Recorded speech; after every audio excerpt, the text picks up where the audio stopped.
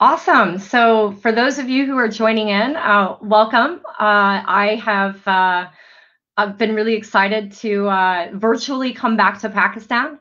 For those of you who might have met me there, you know that I was in Pakistan 3 times last year. Yes, 3 times. So I've got a presentation that I'm going to share with you today, and hopefully my computer cooperates with me. It has been my worst enemy over the last week. But my name is Melissa Sassi, and I wear a lot of hats. A lot of hats. One of my roles is the chief penguin, and many of you might be asking, what the heck does that mean? And why does she call herself the chief penguin? So I came from Microsoft. I work at IBM now, and I'm going to share a little bit about a startup program that I run globally at IBM called IBM Hyper Product Accelerator. But before we get there, I'm going to share what the heck is this whole chief penguin thing. So when I was working at Microsoft, I had a lot of colleagues who were having titles like the Chief Ninja Cat and Thready the T-Rex and all of these fun different job titles. And I thought, wow, I'm not an animal. And how do you get to be an animal? And I realized that you can be whatever you want to be. And you can create whatever job title you want to create and just go with it. So for me, I was kind of thinking about, what could I be as I saw this T-Rex, this dinosaur, and I saw this ninja cat. I happened to visit Pakistan. I was in Karachi, and I met with Jihan Ara. And for those of you who are involved in the startup ecosystem, you know that she runs the Nest IO. And I realized that she is the big bird of the nest. So I thought, wow, now we've got a ninja cat, we've got a big bird, and we've got a T-Rex. So I've got to be something. And I thought, I do a lot of work with the open source community, and the penguin is kind of a symbol of the open source community. So I thought, yeah, that's it. I could be a penguin. And I thought, what kind of penguin could I be? And I'm now the chief penguin. So what's really fun about that is I actually changed my job title in the IBM directory to chief penguin. So now my leadership refers to me as the chief penguin when they introduce me. So there you have it. There is the inside scoop on why I am the chief penguin. So I also run a student community at IBM, and I focus on a few different things. So one is, how do I empower early stage entrepreneurs to build and scale their businesses? And then I also think about, how can I empower the next generation of youth to transition from consumers of technology into creators, makers, and doers empowered by technology.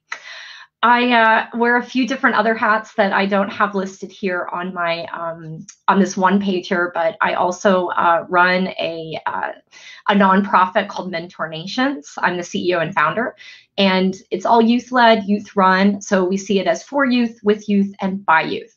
And it's all about empowering young people with tech skills, entrepreneurship skills, and professional development. So all of the things that we all need to be prepared for the future of work.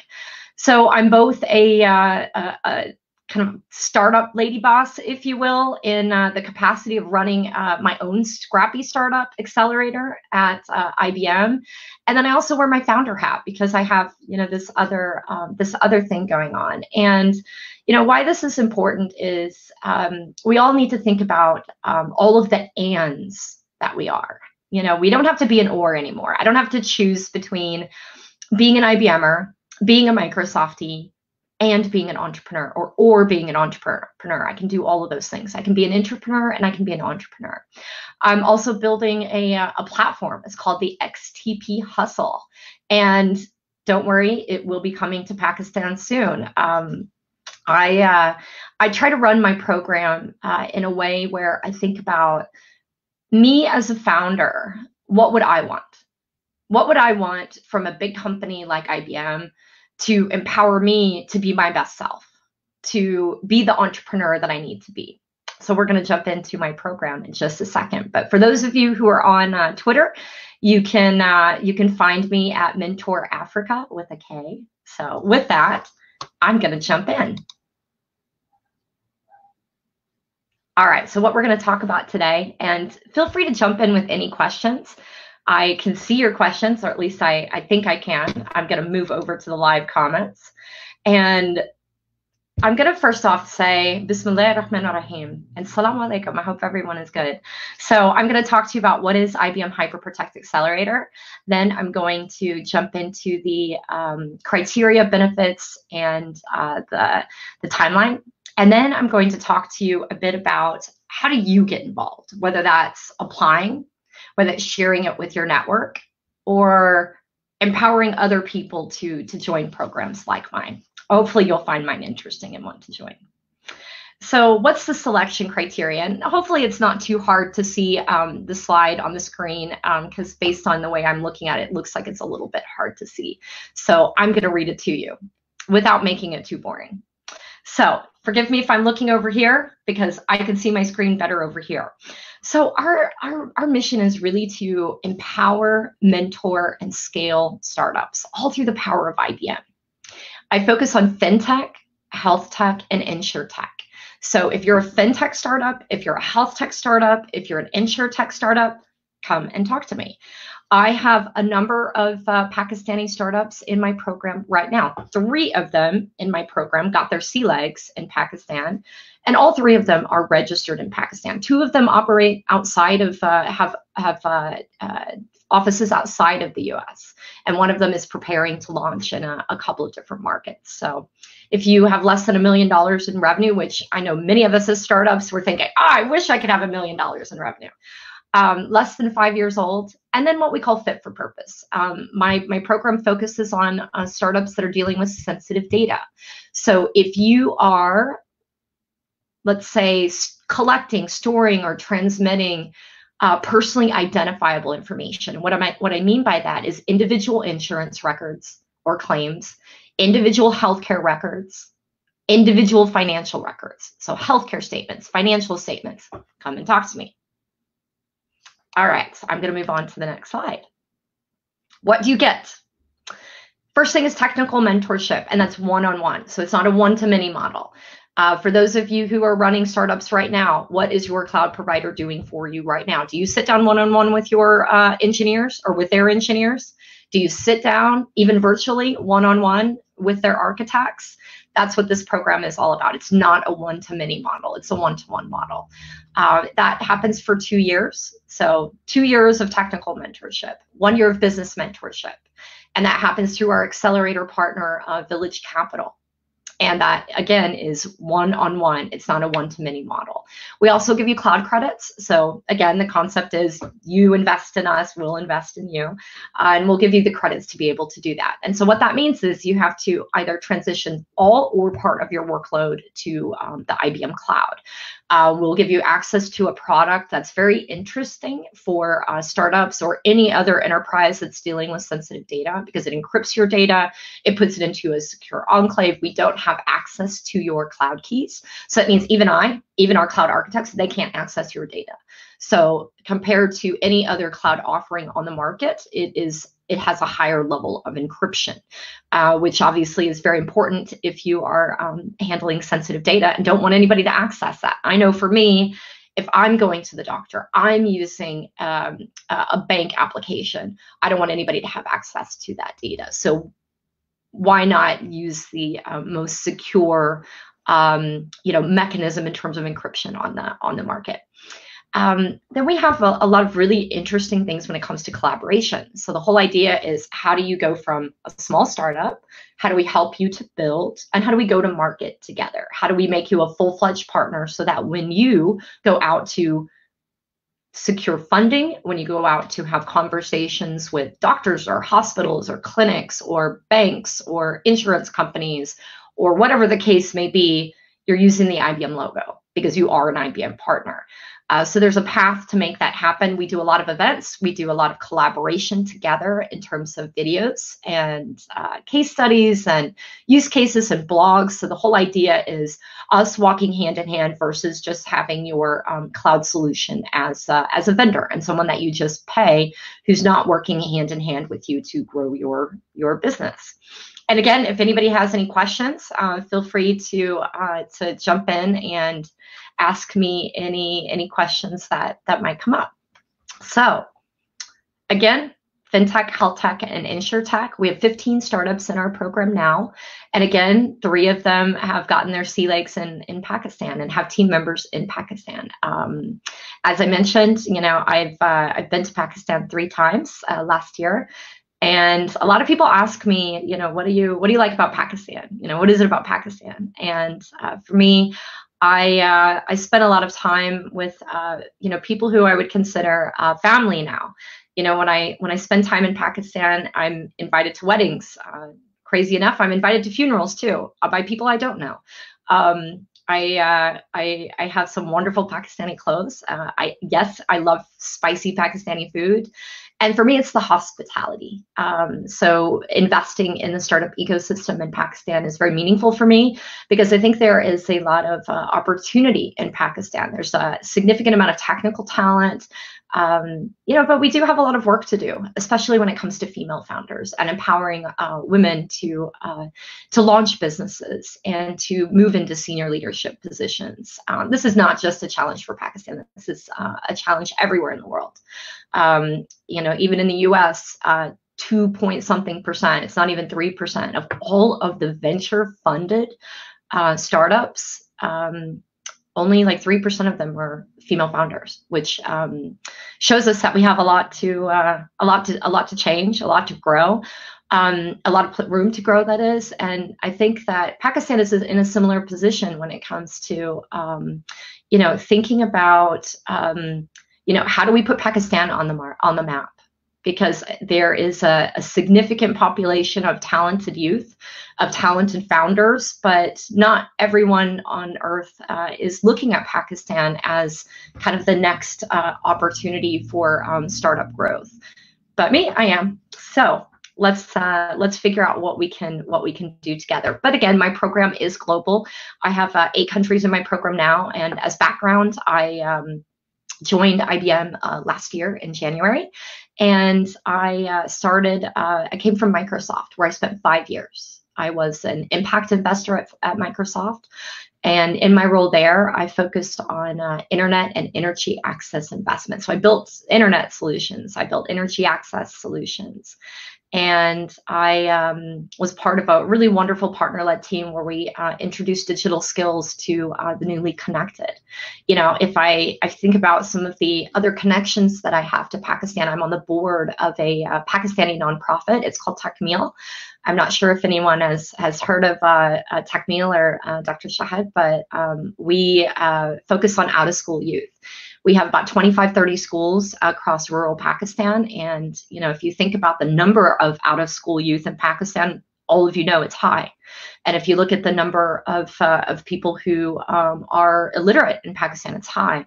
And so many of the things that we're doing is trying to figure out how can we use technology to keep young people on a path of learning, whether that's basic reading, writing, math, but also thinking about what are the trade skills that young people need to, again, be part of the future of work. We know that a significant number of young people leave school at the 8th grade or the 10th grade. How do we keep them in school? And how do we do that in a really interesting way? When I think about, my own startup, the XTP Hustle, we will be building a platform that's all about empowering young people with entrepreneurship skills, professional development skills, and digital skills, and it'll all be gamified. So something fun and cool. If you think about how did you learn, or how are you learning now? How much of that is gamified? If you think about the typical formal sector, in education, when you go to school, how much of that is gamified, right? And think about now when young people are not in school. More than 1 billion young people are not in school right now in like 143 countries. And right now, if they don't have access to the internet, and we know in Pakistan there's a significant population of people who don't have access to the internet, how are they learning?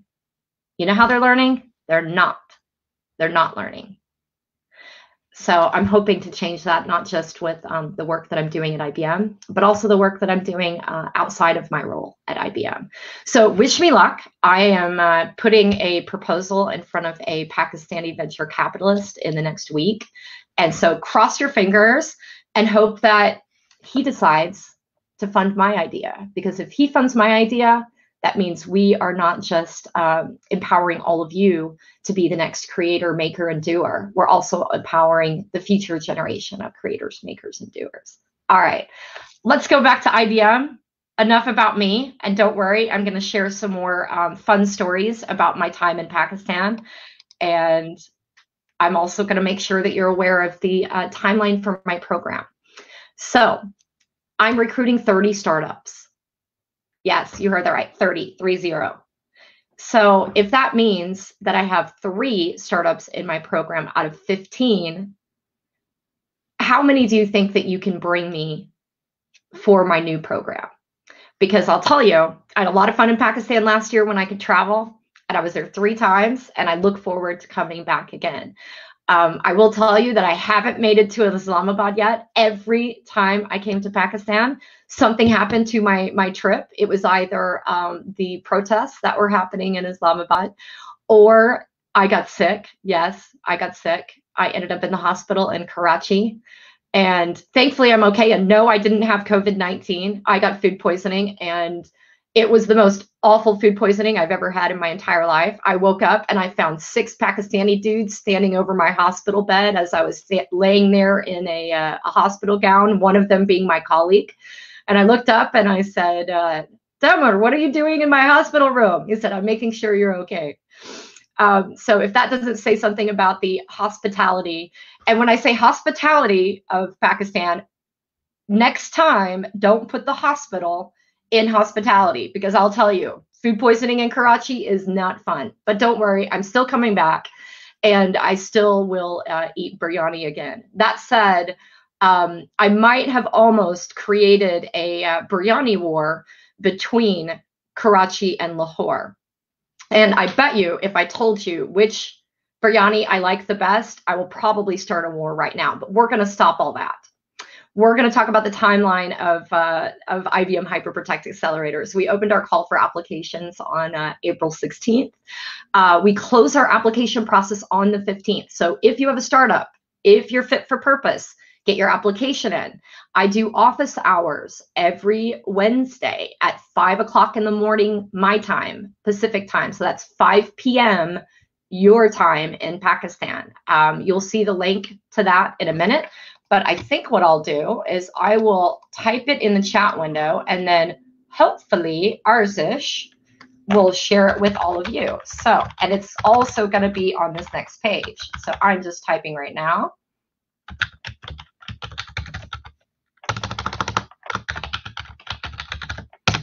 There we go. That's it. And to join my office hours. Now, don't just join my office hours to come and chat. You need to be a startup. You need to be interested in my program. And that's the purpose of it. So don't just come in and join just to hang out. I'm going to type in the office hours. Again, don't just join to call and hang out.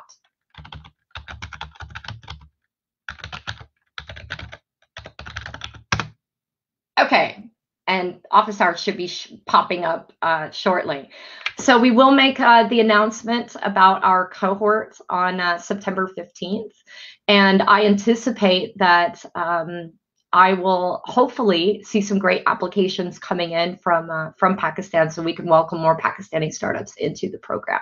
But again, this is global. So if you have friends in other parts of the world who might be a good fit, please share this with them, and please help empower and inspire other startups to build and scale. Don't just keep it to yourself.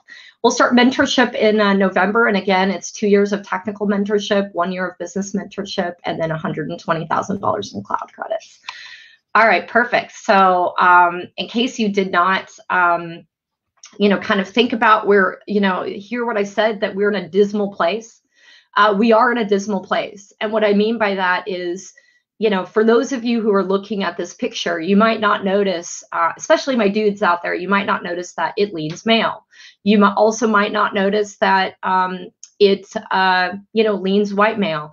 I am very passionate about driving inclusivity and diversity in this program. I have a lot of room to grow, and I'm doing that with my partners. And I look forward to having a more diverse and inclusive team. But I'll tell you, it's hard work. It's hard work identifying what startups are out there, because there are so many. There are so many accelerators out there. It's really hard to find out how do I get the word out. So whatever you can do to get the word out, it would be greatly appreciated, especially when it comes to female founders, because you'll notice that there aren't that many of us in this photo, and there are a lot of amazing female founders out there. So help me spread the word. All right, good. With that, I'd like to talk to you a little bit about what should you include in your pitch deck. So if you think about the elements of the application, there are a few kind of normal questions. And the normal questions that are included in, in there, like your name and your email and your company name, easy stuff. A few questions that you have to answer, kind of written form, but the rest of it's your pitch deck. So essentially, all you need is a pitch deck to apply and then answer a few questions.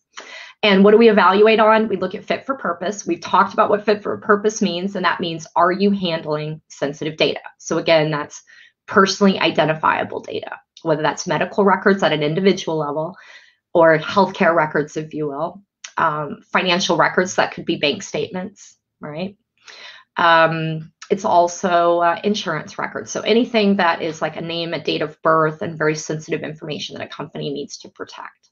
We look at business model. We look at product market fit, market opportunity, value proposition, and the team. So, have you founded something before? And don't worry if you haven't.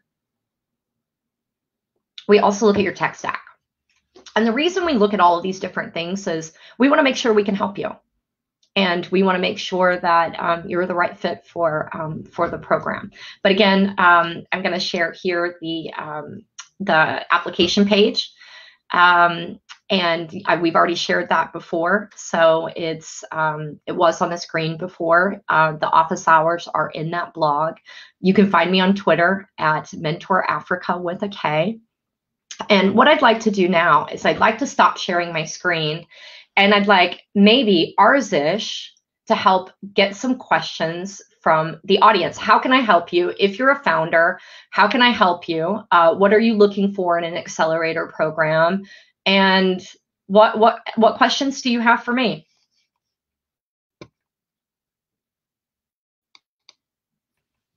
Hi.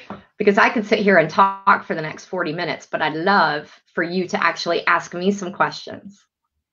Hi, so I'll just jump in. Thank you so much for joining and doing this session for our ecosystem.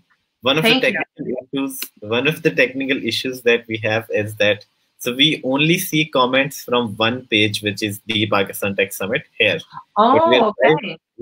But we're live on like 30 different destinations, right?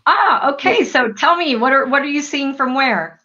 Yeah, so I think one of the first in the common question which I had, I shared the link before this event with a lot of the ecosystem as well, is that overall, how, like, when you define the stage of a startup, how do you quantify it, right? Is it the number of customers, the kind of revenue you have, or if you have like a really good idea or a really good team, but not revenue, or the product is not live? Like, how does the decision making happen? Yeah, so for my program in particular, it's better if you've got a product, because if you don't have a product, if you don't have an MVP and you're not close to MVP or minimum viable product, you're probably not going to be ready for us. I love idea stage companies, but what I find with idea stage companies is they're not ready for the type of magic that we can bring to the table. And, I think it's important for a company to have its tech solution, you know what I mean? Or be close to having its tech solution. I'm not so overly concerned about whether you have revenue or not. It's more about, do you actually have a product? Do you have a tech team?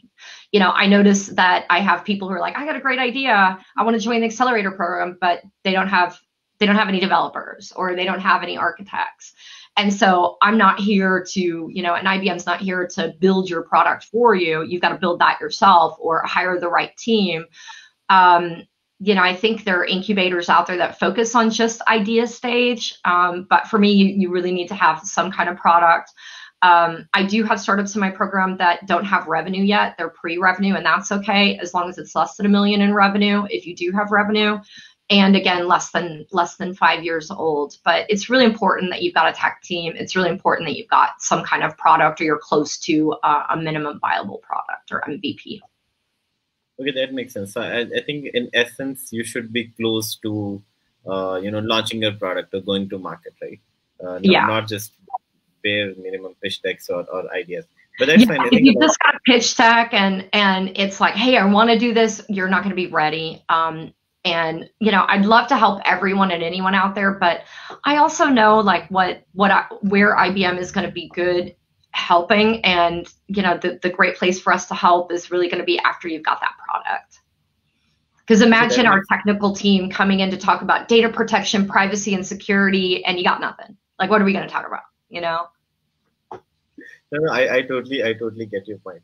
And I think the other would be that do you look at, because a lot of the products that start, they either target just the Pakistani market, and you've seen our market with a lot of people, a lot of internet users, or they might start with the Pakistani market with hopes to go global, right? So does your target market affect the decision? Are you only looking for products targeting a global market? No, I think we look at the right product market fit. It doesn't necessarily need to be something that's global. If it's solving a business challenge in that particular market and there's market opportunity, I think it's it's interesting for us.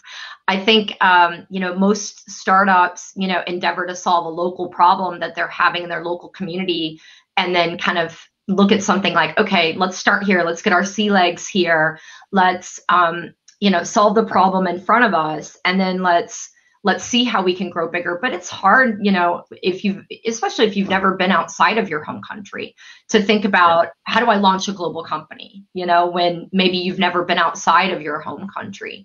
And this is where I think the power of IBM comes into play is, how do you build and scale in your home market, but then how do you gain access to other markets, and how do you go to market, in different ways in different markets? I know for me, I grew organically. If I think about my startup, hat, I went where I knew, and then people pulled me, originally, what did I know about Pakistan? Absolutely nothing. I had Pakistani friends who pulled me into Pakistan and said, hey, come to Pakistan, come and visit Pakistan. Here's what you need to know about Pakistan, until I started doing projects in Pakistan and started meeting people. And then, I still have a lot to learn. I still don't know everything about, Pakistan. I can say, what can I say? Zindabad, Pakistan. How does it go? Pakistan Zindabad.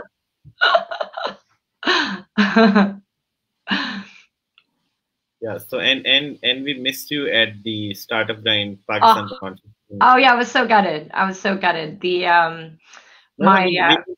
it was a difficult time, but I'm glad that two amazing events happened during this time, and I think that's the power of community, right? We had this awesome event in Karachi where you were able to participate and give to the Pakistani community. Yeah, it was really great. I met so many people. I'm actually, still in contact with so many others. And that same day, funny enough, I started out the day. I went. I did the talk. I did the talk in Karachi, and I don't know what, there were 1,200 people there, something like that. So I did that, and then I went to a wedding, and then I went to a funeral. And then I got stuck in a protest. So if that's not a day in Karachi, I don't know what is. Absolutely, it's such a diverse experience. I think Karachi is obviously Islamabad is difficult, and I think you'll find that it's much more calm than Karachi. But I don't know if you've been to Lahore, but Lahore is one place that you must visit. In fact, we have this saying in Urdu which roughly translates to, if you haven't seen Lahore, you haven't been born.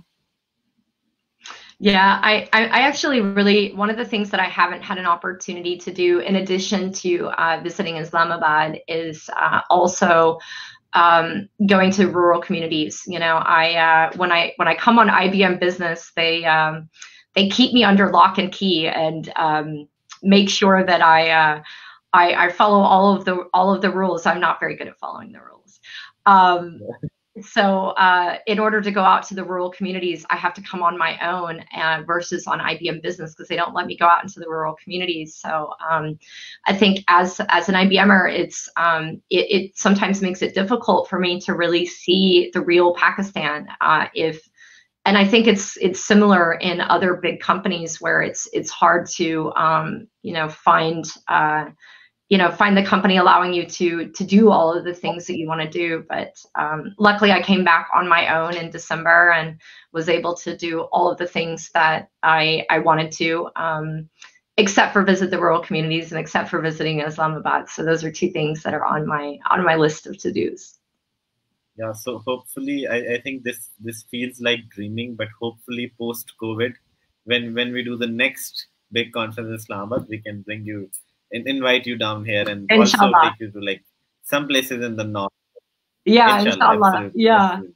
I know last time I was really gutted. I tried to see if I could sign a form and just go on my own, and they wouldn't even let me do that. But inshallah, the next time I come back, everything will be better. And, hopefully, the whole COVID-19 thing allows us to get back out, to travel again, and to experience life again, because I know many of us are significantly challenged when it comes to figuring out what is the new normal of life, and what does life look like after. Absolutely. And we're hoping for the same. I think we have some questions in the comments as well. So does the accelerator, and I'm assuming it does the accelerator help with onboarding potential customers as well? In some way, yes. It's more about how do we go to market together. I mean, you're ultimately going to have your own go-to-market plan, but we'll help you with your go-to-market plan.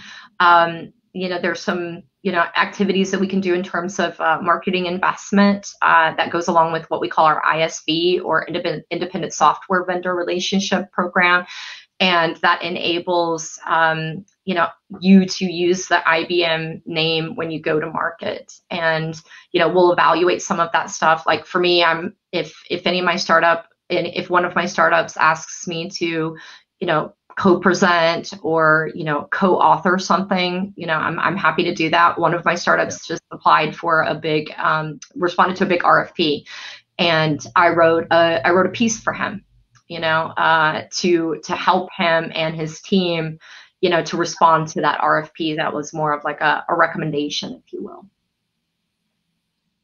Yeah, absolutely. And thanks for writing one for us as well. Hopefully we'll be able to make that program happen post COVID and post everything.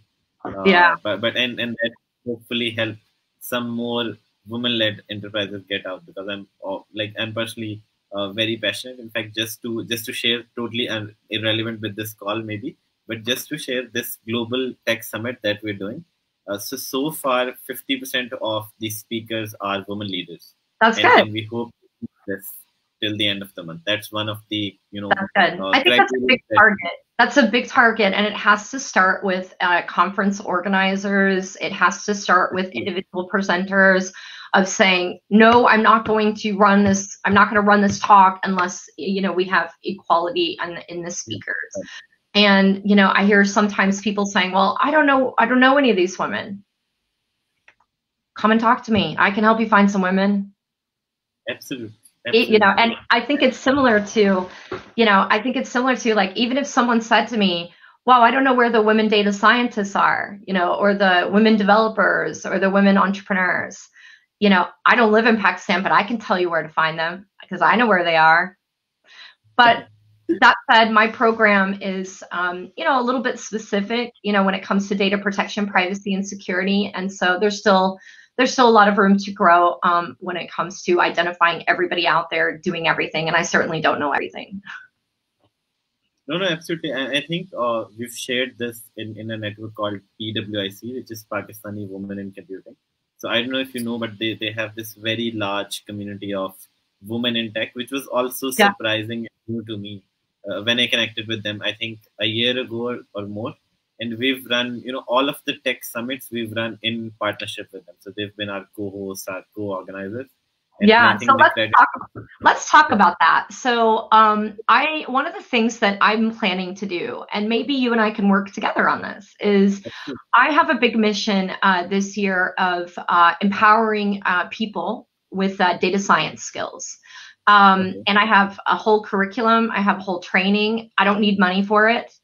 So if you want to come together and plan out some, we can do it on, we can do a session on careers in data science, a session on ethics in AI. We can do a session on, roll up your sleeves data science. I can send out some pre-learning for people who've never done anything with data science before. We can do a session on professional development, maybe like emotional intelligence or something like that.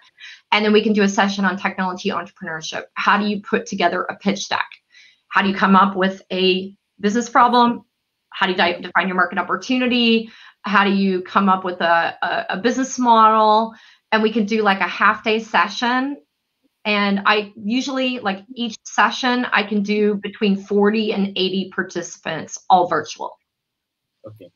Are you in? Are you in? Absolutely. And I'll bring in another organization. So they've been the Punjab IT board. They've recently launched a very large scale freelancer training program. Right? So it's not just freelancers in one specific domain. They're also training on technical skills. Right? So they have a huge network of talent. Count me in, count IBM in. I just was reviewing a plan about what we were going to do this year on 3 separate calls today. And I said, I haven't included Pakistan yet in my plan. And wait till you see what's going to happen when I add Pakistan in there. Yeah, no, you should definitely, because they have around, I think, 40 physical centers. This is obviously pre-COVID a very big thing, but now they're going to start virtually. So I'm going to send that introduction as well, but also we're going to be a part of this and hopefully make this happen on a very national scale. Yeah, count me in, count IBM in, and it's a program that I'm empowered to say yes right now without having to ask my boss for permission, which is another important thing for those of you who are thinking about how do you become the next leader of tomorrow.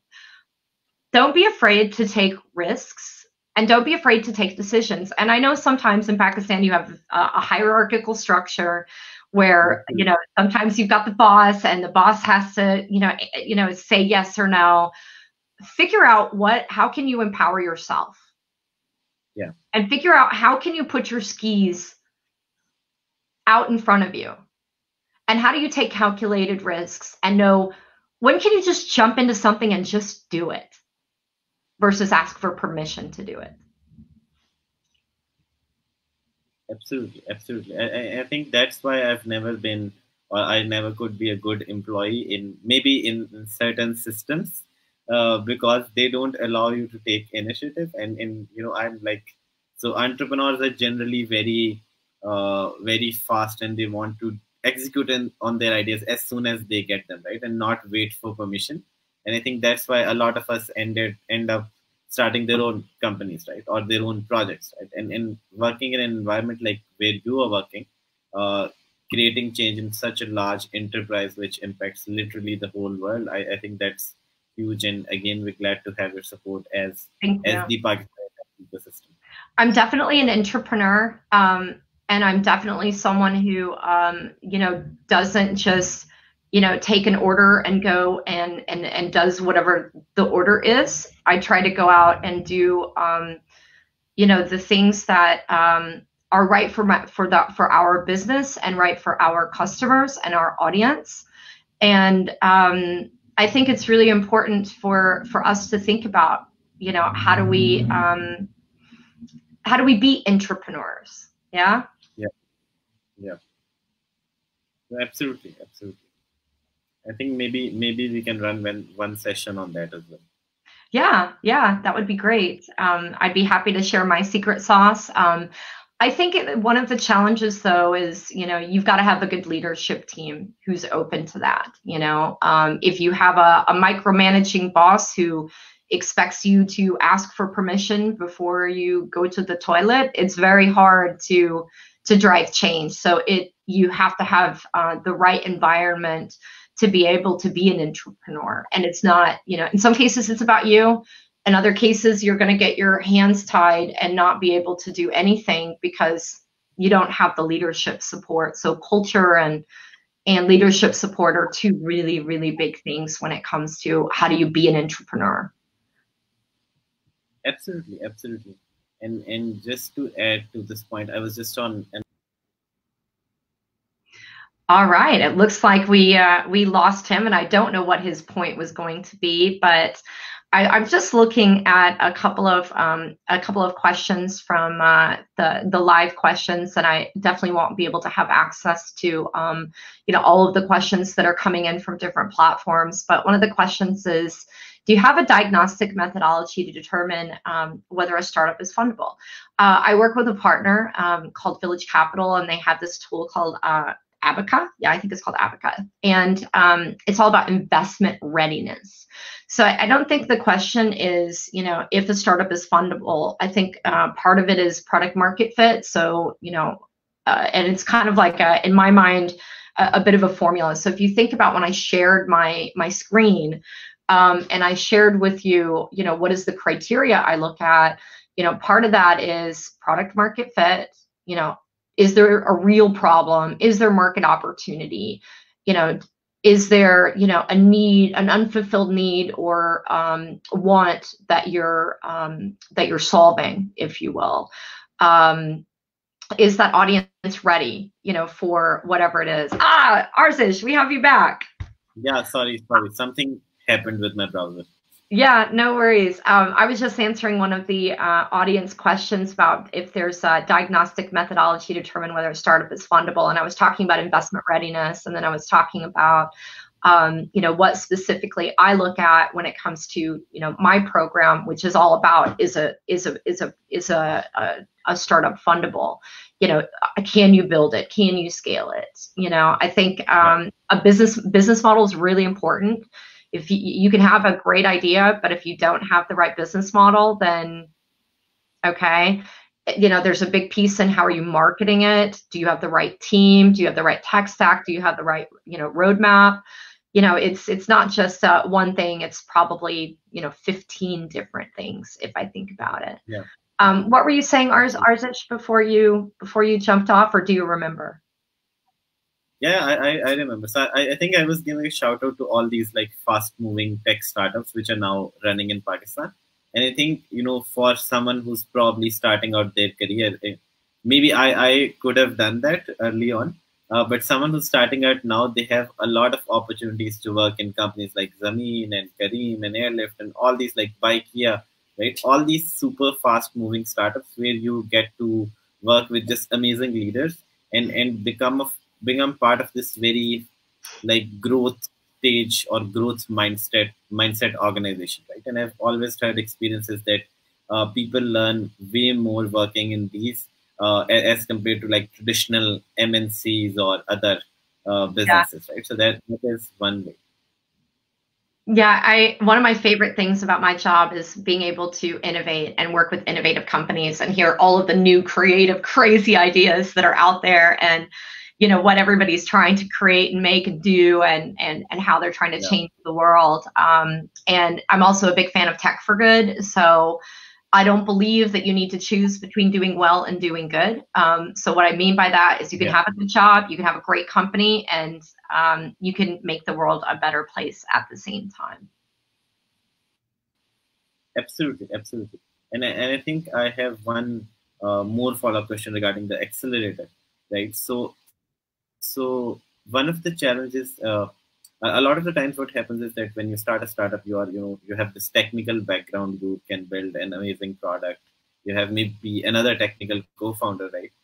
But you may not have that level of knowledge when it comes to business, right? The business modeling of it, the customer development, all of that. So does the accelerator, because the accelerator is very specific to like these high-tech companies. So does the accelerator help with the non-tech side of things in getting these startups kick-started? We do, but it's not meant to replace your team. So if you've got two individuals who are extremely technical and don't have a business background, a business takes lots of different, it takes a team, you know, and we all say there's no I in team. And so the accelerator is not meant to replace your team. I see it as capacity building, but I think it's very important that you have, you know, team leaders or individuals in your team who are able to get up to speed and take on these roles, or that you recruit, you know, someone who could play that role. We're not all going to be good at everything, you know. I may, you know, talk a lot about technology, and I may, you know, run coding camps all over the world. Believe it or not, I've written one line of code in my life, and it's "Hello World." You know, I'm not a developer. I'm not an architect. I'm not an engineer. You know, I'm a business person, and you know, I know when to bring in, you know, my master inventor or my chief architect or someone else. And this is the same thing that a startup needs to ask itself. A founder needs to ask him or herself, do I have the skills to build and scale? And if you don't have, you know, someone with a business mind, do you have someone who you can recruit? You know, we'll augment some of that, but you've got to, coming in, you've got to have a business model. You know, you have to have some of this stuff together in order to be ready for us. Because if you've got nothing, chances are you're not going to be ready for us. Absolutely. I think that makes perfect sense. And, you know, team building is a big help. A lot of startups would work locally need. And I think one value of, you know, physical events that we used to do, or maybe now virtual events, is that we can connect with like-minded individuals, right? We are planning some networking sessions as part of the month-long summit as well, so we'll engage more people. Yeah. So I see one other. I saw one other question down here about what are the major things we should keep in mind when applying as a startup. So I flashed up that, you know, that triangle that showed, you know, what are the things to think about. You know, you're going to need to have a pitch deck, and we're going to look at your, you know, are you fit for purpose? So are you handling sensitive data? But I think any other startup programs, you know, whether it's my program or any other ones, you're going to have a pitch deck. You're going to have to know, what is your problem statement? What is your market opportunity? Who is your audience? What's your business model? What is your solution? You know, some might be more interested in your tech stack. You know, if you're talking to, you know, a tech company, they're going to want to know about your tech stack. You know, if you're talking to another accelerator, they might be more interested in your, you know, investment readiness or your business model. But you're going to have a pitch deck, and that's, I think, the most important thing, which means you have to have a business, you have to have a team, you have to have a solution. You know, you have to use the market data to demonstrate that you are, you know, that there is a problem and there's an audience out there who wants your solution. I'm a big fan of talking to your audience and having a team that's reflective of your audience. So when you think about your product, you know, if you're, you know, creating a solution that is helping people with disabilities or people with accessibility needs, who do you have on your team that has some kind of, you know, accessibility need? Yeah. And I think, if I'm not mistaken, I think we're up on time, if I'm not mistaken. Is that right? Yes, okay. Yes, we are. And again, thank you so much for taking out the time. Thank you so much for always being super helpful. And thank you so much for coming to Karachi and trying to come to Islamabad. I know. Yeah. I'll be back, inshallah. Yeah, you'll be back, inshallah. And I'll be back in the Bay Area as well, hopefully. Good. When the situation resolves, right? And we hope everything returns back to normal, and all those people who are affected, especially, you know, in the US, things are looking a little different right now. Yeah, things are a little crazy right now in my home country, but hopefully we'll find a good path. But thank you for tuning in today, and good luck with all of you do with everything that you do, and hopefully for those of you who are relevant for my program, you'll look toward applying. Thank you for having me. Thank you so much, Melissa. Thank you so much. Bye. Thank you so much, Omar, for making this possible. Thank you. Take care. Bye.